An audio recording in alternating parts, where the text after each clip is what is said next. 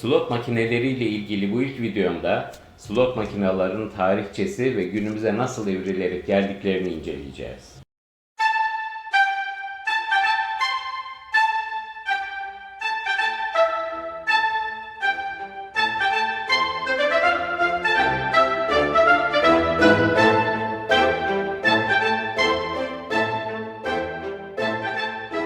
Arkadaşlar, Cep Mühendisi YouTube kanalıma tekrar hoş geldiniz. İyi günler diliyorum. Umarım gününüz çok iyi geçiyordur.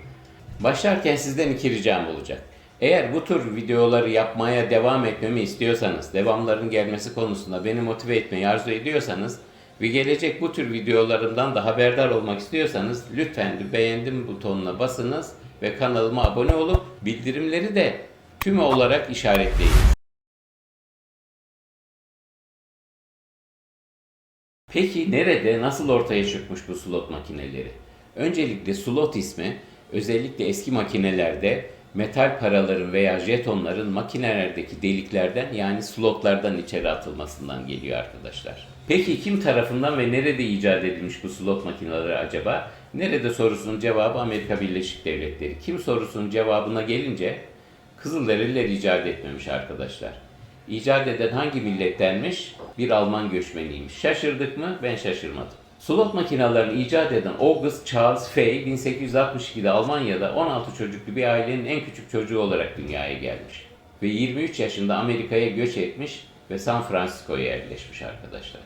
O yıllarda San Francisco kumarhanelerin de çok yaygın olduğu karanlık bir şehir. 1895'te Fay ilk slot makinesini imal ediyor. O tarihe kadar da benzer başka makineler var. Tabii onları da Almanlar icat etmişler. Mesela Holz ve Schulz.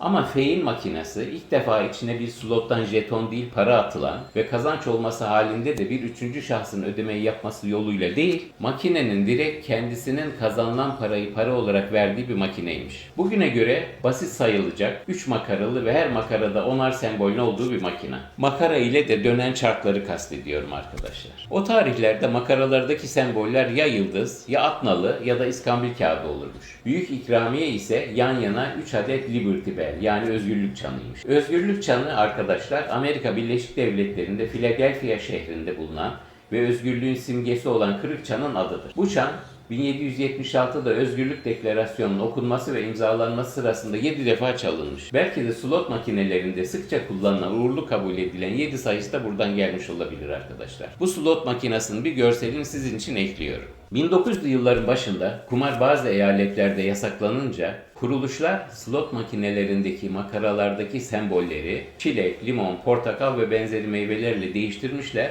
ve kazananlara da para değil, çilekli, limonlu ve benzeri çilekler vermeye başlamış. Hatta hızlarını alamamışlar ve sembollere daha sonra çikolatalı barlar falan da eklemişler. Eğer günümüzdeki slotlarda kullanılan meyve sembolleri nereden çıkmış diye aklınıza geldiyse işte başlangıcı da sanırım bu olaya bağlıdır arkadaşlar. Acaba büyük ikramiye kazanana kaç tane ciklet veriyorlardı? Enteresan. Peki o tarihlerde kazinolara slot makineleri genelde ne için koyulmuş biliyor musunuz? Poker ve benzeri masa oyunlarında sıra olduğu için oyuncular sıraları gelip masaya oturana kadar oyalansınlar diye. Zaten slot makinelerin sandalyeleri de yokmuş arkadaşlar. Oynayanlar ayakta oynarlarmış. Bir de masada oturup kumar oynayan ağır abiler kendileri oyun oynarken kız arkadaşları sıkılmasınlar diye kız arkadaşlarını slot makinelerine gönderirlermiş. Daha sonra ilk ortaya çıkmalarından tam 81 sene sonra 1976'da ilk video slot icat ediliyor. 9 inç bir Sony televizyonda ilk defa mekanik makaralar yerine video makaralar yerleştiriliyor.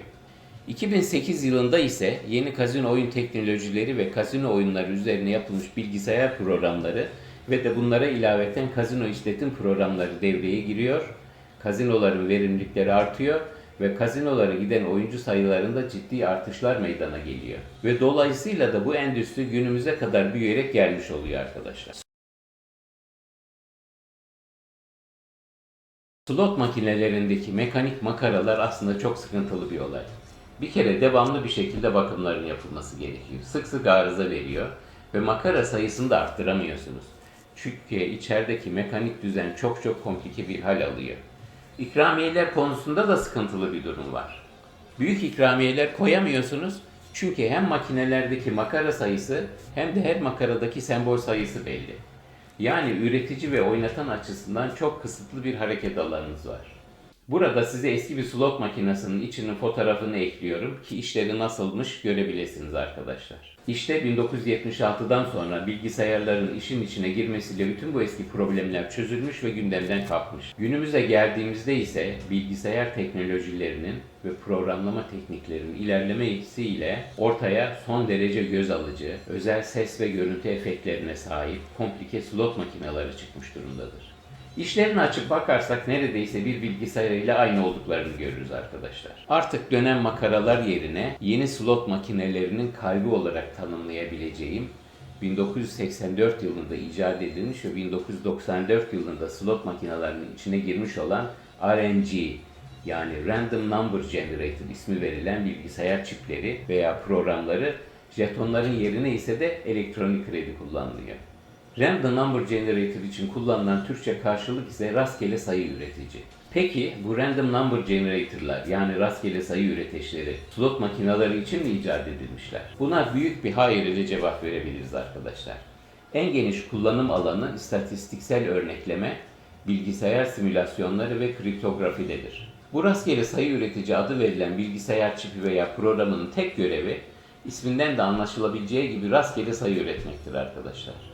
Niye böyle bir şeye gerek duymuşlar diye soracak olursanız bunun cevabı ise eski slot makinelerindeki mekanik makaralardan kurtulmaktır arkadaşlar. Ve de aynı zamanda da çıkacak sonuçları oyuncuların, kazino patronlarının, kazino çalışanlarının ve aklınıza gelebilecek herkesin tahmin ve hesap edemeyeceği bir hale getirmektir. Yani rastgele sayı üreticileri isimlerinden de anlaşılabileceği gibi rastgele sonuçlar üretirler ve çıkacak sonuçlar hiç kimse tarafından tahmin ve hesap edilemez. Şimdi konuyu toparlayalım ve basitleştirelim. Ne dedik? Eski slot makinelerinin içerisinde dönen makaralar vardı. Şimdilerde ise dönen makaralar yok. Şimdilerde makaralar yerine rastgele sayı üreticileri var. Peki ama biz eski makinelerdeki dönen makaraları çok seviyorduk. Eski slotlarda makaralar döner döner dururdu. Biz de seyreder ve heyecanla sonucu beklerdik. Şimdiki slot makinelerinde de dönen makaralar var. Gene seyrediyoruz ve heyecanla sonucu bekliyoruz. Ne değişti ki diye soracak olursanız cevabı şöyle arkadaşlar. Eski mekanik slot makinelerindeki makaralar gerçekti. Şimdiki slot makinelerindeki makaralar ise sanallar. Yani o gördüğümüz dönen makaralar sadece bir illüzyon. Gerçekle en ufak bir ilgileri, alakaları yok. Sadece bize bir dönen makaralar gösterisi sunuyorlar, o kadar. Arkadaşlar bu videoyu burada bitiriyorum. Bir sonraki videomda ise sizlerle birlikte eski slot makineleri ile günümüzün bilgisayar teknolojileriyle evrimleşmiş slot makinelerin işlerine gireceğiz ve çalışma sistemlerini inceleyeceğiz ve rastgele sayı üretici nedir ve slotlarda nasıl kullanılıyor ona bakacağız. Hepinizi bekliyorum. İzledim ve beğendim düğmesine bastığınız ve abone olduğunuz için ve de en önemlisi bildirimler seçeneğini tüm olarak işaretlediğiniz için çok çok teşekkürler efendim. Saygılarımla cebinizin mühendisi.